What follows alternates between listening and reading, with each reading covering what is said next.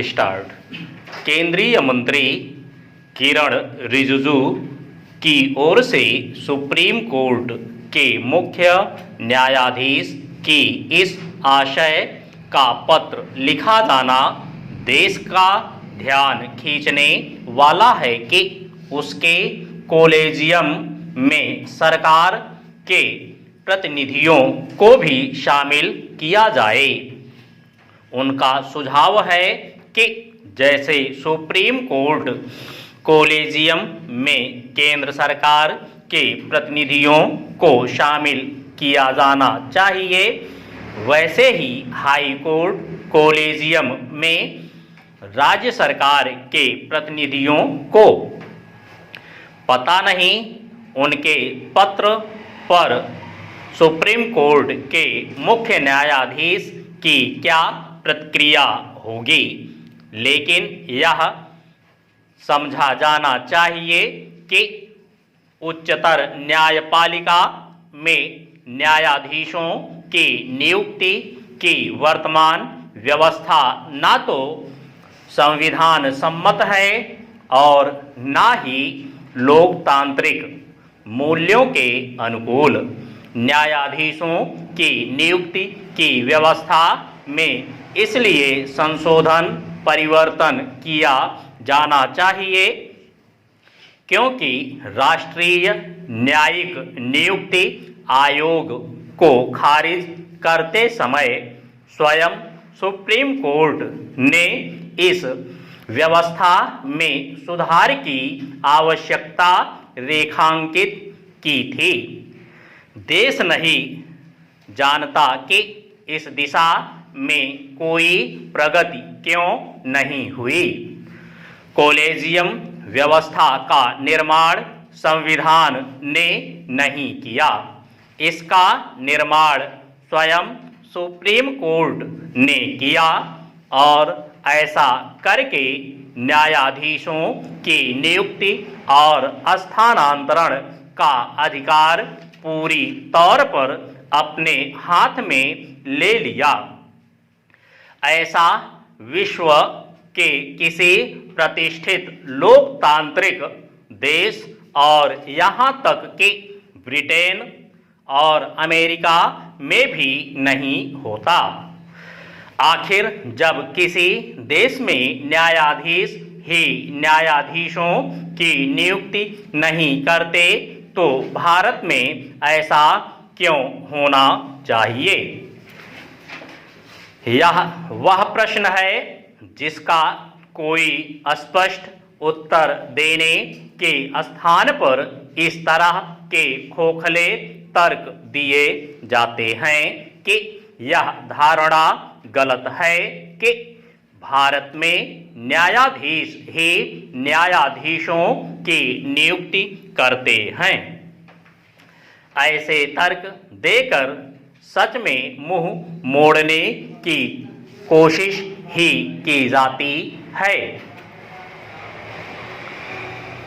समस्या केवल यह नहीं कि कॉलेजियम व्यवस्था संविधान की भावना के प्रतिकूल है, समस्या यह भी है कि वह अपारदर्शी है, इसमें जवाबदेही का भी अभाव है।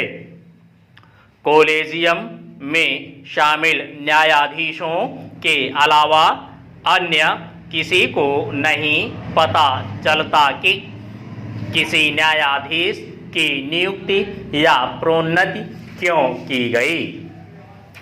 इससे भी विचित्र यह है कि कॉलेजियम के निर्णयों की प्रक्रिया का विवरण देने से भी मना कर दिया जाता है। वास्तव में इसी कारण कॉलेजियम व्यवस्था का विरोध होता आ रहा है। यह आगे भी होता रहेगा क्योंकि यह व्यवस्था लोकतांत्रिक मर्यादाओं का उल्लंघन करती है। इसका कोई औचित्य नहीं कि न्यायाधीशों की नियुक्तियों में कार्यपालिका की कहीं कोई भूमिका ही ना हो। सभापति महोदय, मैं वित्त विधेयक का समर्थन करने के लिए खड़ा हुआ हूँ। उत्तर प्रदेश की जनसंख्या बहुत बड़ी है और उसका क्षेत्र भी बहुत बड़ा है, इसलिए यह आवश्यक है कि उत्तर प्रदेश को उसकी जनसंख्या और क्षेत्र के अनुसार विकास योजनाओं के लिए केंद्र से आर्थिक सहायता दी जाए। इसके बिना उत्तर प्रदेश की उन्नति होना असंभव है। भारत का किसान इस देश का जीवन है। किसान पर ही सारी खुशहाली और उन्नति निर्भर करती है। अगर उसका जीवन समृद्ध होगा तो देश भी समृद्ध होगा। इसलिए यह आवश्यक है कि किसान के दैनिक जीवन की चीज़ें सस्ती हों और उसके खाद और कृषि यंत्र आदि सस्ते दामों पर मिल जाएं। पानी के लिए उसको भगवान की तरफ ना देखना पड़े, बल्कि उसको सिंचाई के विषय में आत्मनिर्भर बनाया जाए।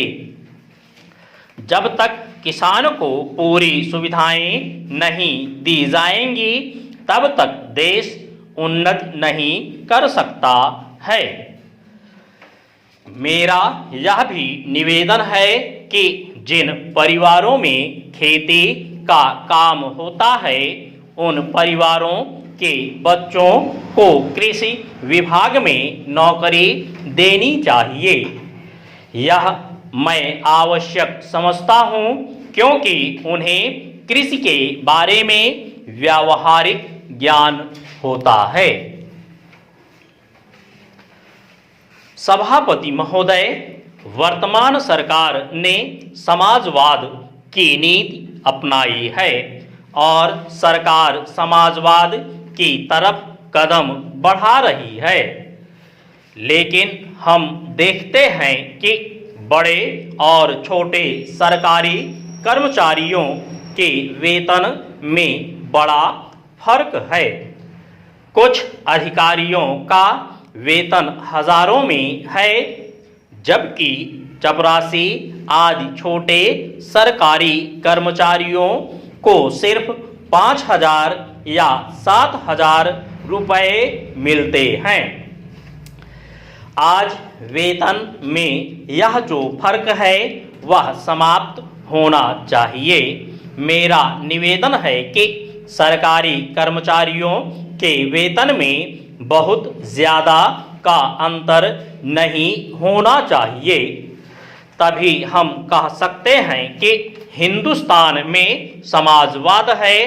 किसान की रोजाना के उपयोग की चीज़ें बहुत महंगी होती जा रही हैं। देश में महंगाई दिन प्रतिदिन बढ़ रही है और सारे देश में बेचैनी फैली हुई है। इस बढ़ती हुई महंगाई को रोकना आवश्यक है, नहीं तो देश में क्रांति हो जाएगी। आप इस सच्चाई को छिपा नहीं सकते कि आज देश में चारों तरफ बड़ा असंतोष है और लोग बड़ी आशा से हमारी तरफ देख रहे हैं, लेकिन महंगाई हमारे नियंत्रण से बाहर होती चली जा रही है। देश में काले धन की बड़ी चर्चा की जाती है, उसको निकालने के लिए बड़े प्रयत्न किए गए हैं। महोदय, एक उदाहरण है जो बोर्ड के सीधे कार्यक्षेत्र में नहीं आता, फिर भी वह है सामाजिक अपव्यय को रोकने के महत्व का।